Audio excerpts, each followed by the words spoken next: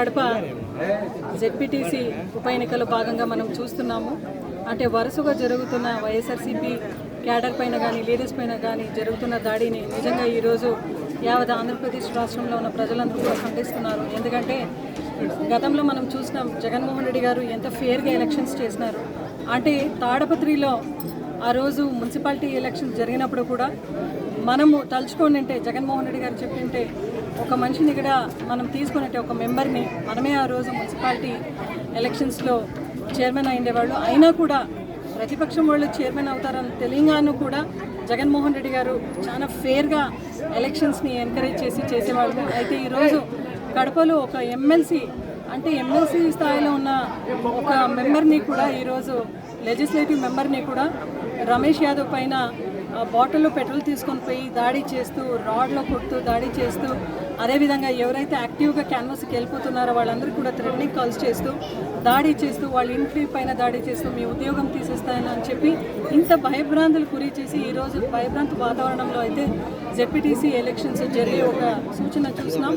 But ఇది నిజంగా it is a very black day in democracy. ఎందుకంటే చంద్రబాబు నాయుడు గారు తన ఉనికిని చాటుకోనాలి. అదేవిధంగా ఇది ఒక్కటి జెడ్పీటీసీ గెలిచేస్తే మొత్తం మనము ఆంధ్రప్రదేశ్ రాష్ట్రంలో ఉన్న లోకల్ బాడీ ఎలక్షన్స్ జరిపి అందరినీ కూడా భయభ్రాంతులు గురి చేసి అందరికీ కూడా వన్ సైడ్ ఎలక్షన్స్ యునానిమస్గా చేసుకునేలా ఒక ఆలోచనతోనే ఇవన్నీ కూడా ప్రీ ప్లాన్డ్గా టీడీపీ నాయకులు చేస్తున్నారని మనం చూస్తున్నాం. అదేవిధంగా మొత్తం మినిస్టర్ యంత్రాంగం కూడా అక్కడ కూర్చొని పనిచేయడము, మళ్ళీ వాళ్ళందరూ కూడా అఫీషియల్ కార్స్లోని తిరగడము, క్యాన్వస్ చేయడం ఇది కూడా కరెక్ట్ కాదు. అదేవిధంగా పోలీస్ యంత్రాంగము, అధికార యంత్రాంగం అందరూ కూడా వాళ్ళ వైపే ఉంటూ టీడీపీ క్యాండిడేట్ ఎవరైతే ఉన్నారో వాళ్ళకే సపోర్ట్ చేసే విధంగా ఈరోజు చేస్తున్నారు.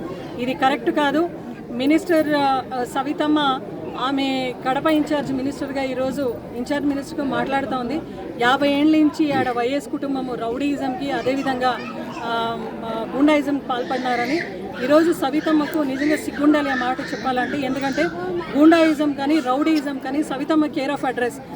8 ఏళ్ళ నుంచి కియా ఫ్యాక్టరీ ఎంత శాంతియుక్తంగా జరుగుతుంటే పెనుగొండ నియోజకవర్గంలో మొన్న ఆమె అనుచరులు అందరూ పోయి దాడి చేసి ఆఫీషియల్స్ అందరినీ కూడా ఆమె భయపెట్టే ఒక కార్యక్రమం చేసింది. ఇప్పుడు అందరినీ ఎవరైతే పనిచేస్తున్నారో వైఎస్ఆర్సీపీ వాళ్ళందరినీ తీసేసే కార్యక్రమం చేస్తూ ఉండంట. అది కూడా అరకొరకు ఏదో చేసుకుంటా ఉంది అని వినికిడి. అది ఏది ఏమైనా కూడా సవితమ్మకు ఒకే మాట చెప్తున్నాము, వైఎస్ కుటుంబం గురించి మాట్లాడే అర్హత నీకు లేదు. ఎందుకంటే వైఎస్ కుటుంబం అంటే ఒక నమ్మకం. ఈరోజు కూడా ప్రపంచవ్యాప్తంగా ఎక్కడైనా పోయి మేము పులివెందల అని చెప్తే అవునా పులివెందల అంటే వైఎస్ఆర్ ఫ్యామిలీ కనెక్ట్ చేసి మాట్లాడే ఒక పరిస్థితి మనం చూసినాం. ఎందుకంటే అక్కడ డాక్టర్ వైఎస్ రాజశేఖర రెడ్డి గారు అక్కడ కంటెస్ట్ చేసిన మనం చూసినాము. అదేవిధంగా వివేకానంద రెడ్డి గారు కూడా కంటెస్ట్ చేసి అక్కడ గెలిచినారు. అదేవిధంగా జగన్మోహన్ రెడ్డి గారు కూడా ఇప్పుడు ప్రాతినిధ్యం రిప్రజెంటేషన్ చేస్తున్న ఒక జిల్లా అది. అటువంటి జిల్లా పైన ఎప్పుడు కూడా సోషల్ సర్వీస్ యాక్టివిటీస్లో ఆ ఫ్యామిలీ ఎప్పుడు కూడా విలీనమై అందరికీ కూడా సోషల్ యాక్టివిటీస్లో విలీనమై అందరూ కూడా మంచి సర్వీస్ అందిస్తున్నారు. ఇదే రకంగా ఒక్కసారి సోనియా గాంధీ గారు ఛాలెంజ్ వేస్తే యావత్ భారతదేశం చూసే విధంగా మనం జగన్మోహన్ రెడ్డి గారు గెలిచినారు. ఈరోజు కూడా కడప ప్రజలందరికీ కూడా నేను ఒకటే వినమించుకుంటున్నాను, దయచేసి ఈరోజు కూడా వైఎస్ కుటుంబం తరఫున మీరు ఉంటూ న్యాయం గెలిచే విధంగా అందరూ కూడా ఓటు వేయండి. మన వైఎస్ఆర్సీపీ క్యాండిడేట్ ఎవరైతే ఉన్నారో ఖచ్చితంగా ఆయన గెలుస్తాడు. ఆయన సపోర్ట్గా నిలవండి. ఈ రౌండిజం, ఈ గుండాయిజం ఇవన్నీ కూడా మనము పక్కన పెట్టి ఒక కార్యక్రమం చేయాలి. అదేవిధంగా ఎవరైతే ప్రతి ఇంటికాడ క్యాన్వాస్కి వస్తున్నారో వాళ్ళని అడగండి, సూపర్ 6 ఏం చేస్తున్నారని అడగండి, నిరుద్యోగ భృతి ఎట్లా అని అడగండి. ఈ కల్లిబిల్లి మాటలు చెప్పే సవితమ్మకు కూడా బీసీల పెన్షన్ ఎప్పుడు అమలు చేస్తారని కడప ప్రజలు ఆమెను అడగాల అని, అదేవిధంగా చంద్రబాబు నాయుడు గారు ఎప్పుడు ఇంకా ఆడబిడ్డ నిధి ఎప్పుడు ఆయన ప్రవేశం పెడతారని ఆడబిడ్డలందరూ కూడా అడగాల అని. ఎందుకంటే వాళ్ళ టీడీపీ వాళ్ళు మంత్రులందరూ కూడా ఇల్లు తిరిగి రోజు క్యాన్వస్ చేస్తున్నారు కదా, అందరూ ఎమ్మెల్యేలు వచ్చి క్యాన్వస్ చేస్తున్నారు కదా. మీ సుపరిపాలన ఎక్కడా అని అడగండి, మీ మంచి పాలన ఎక్కడ, సూపర్ 6 హామీలు ఎప్పుడు అమలు చేస్తారు మీరు పూర్తి స్థాయిలోని అడగండి అని చెప్పి కడప ప్రజల్ని ఈరోజు వినమించుకుంటూ, అదేవిధంగా రాబోయే ఎలక్షన్స్ అయితే డెఫినెట్గా ఫేర్గా జరగాలి.